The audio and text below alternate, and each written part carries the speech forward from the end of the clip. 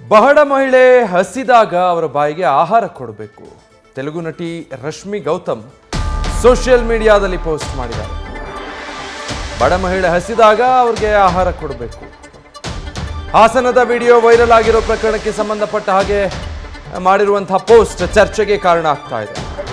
ಗಂಡು ಮಕ್ಕಳು ಒಳ್ಳೆಯವರಾಗಿದ್ರೆ ವೇಶ್ಯಾವಾಟಿಕೆ ಇರ್ತಾ ಇರಲಿಲ್ಲ ಅಂತ ಲೇಖಕಿ ರಾಚೆಲ್ ಮೊರಾನ್ ಬರೆದಿದ್ದಂತಹ ಕೋಟ್ನ ಹಾಕಿ ಈ ಪೋಸ್ಟ್ ಮಾಡಿದ್ದಾರೆ.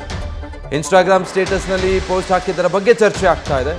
ಇದಕ್ಕೂ ಮುನ್ನ ನಟಿ ಪೂನಂ ಕೌರ್ರಿಂದಲೂ ಕೂಡ ಈ ಬಗ್ಗೆ ಆಕ್ರೋಶ ವ್ಯಕ್ತವಾಗಿತ್ತು. ವಿಡಿಯೋ ಸಂದೇಶದ ಮೂಲಕ ತೆಲುಗು ನಟಿ ಕೌರ್ ಕೂಡ ಈ ಪ್ರಕರಣಕ್ಕೆ ಸಂಬಂಧಪಟ್ಟ ಹಾಗೆ ಕಿಡಿಕಾರಿದ್ರು.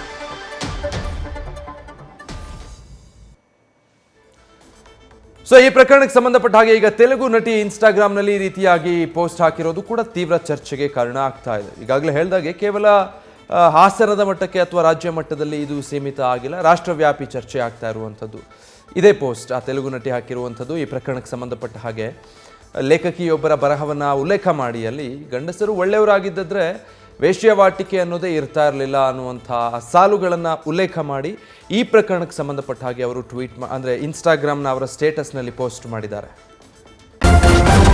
ನ್ಯೂಸ್ ಫಸ್ಟ್ ನಿರ್ಭೀತಿಯಿಂದ ನಿಮ್ಮ ಪರವಾಗಿ.